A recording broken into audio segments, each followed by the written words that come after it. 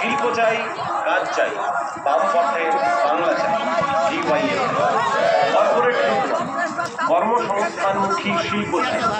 17 জানুয়ারি 2026 বেলা 1টায় রক্তদান ও যুব সমাবেশ।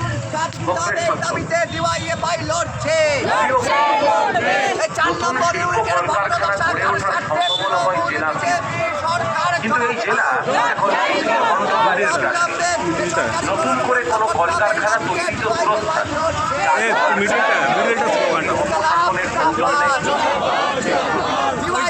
এর অনিবার্য পরিণাম যৌবনের কর্মসংস্থানহীনতা।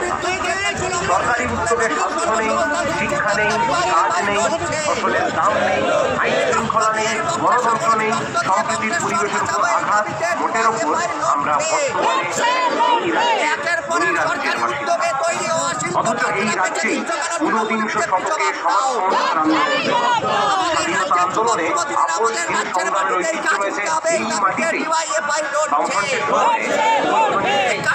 কৃষকের ফসলের লাভজনক দাম, বেকার যুবদের জন্য প্রত্যেক বছর বামফ্রন্টের সময়ে অবৈতনিক শিক্ষা, কৃষকের ফসলের লাভজনক দাম, বেকার যুবদের জন্য প্রত্যেক বছর এসএসসি সহ সরকারি চাকরির পরীক্ষা, সুষ্ঠু পঞ্চায়েত ব্যবস্থার মাধ্যমে গ্রামীণ মানুষের অগ্রগতি।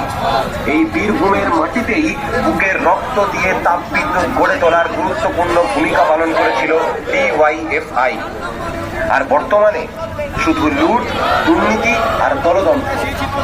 এইরকম একটি গভীর সংকটাপন্ন অবস্থায় ভারতের গণতান্ত্রিক যুব ফেডারেশন ডিওয়াইএফআই পশ্চিমবঙ্গ রাজ্য কমিটি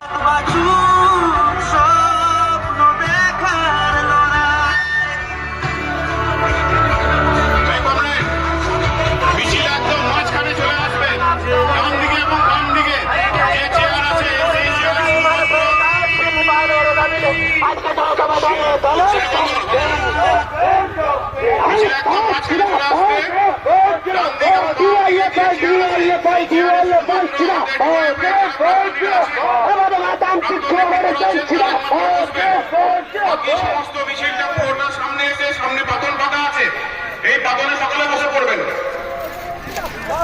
বয়স্ক কমরেড যারা এসছেন এবং তার সঙ্গে যারা প্রাক্তনী এসছেন তারা ডান দিকে এবং বাম দিকে যে চেয়ার আছে সেই চেয়ারে বসবেন। বাকিরা সামনের যে পাতন আছে সেই পাতনে এসে আসন গ্রহণ করবেন।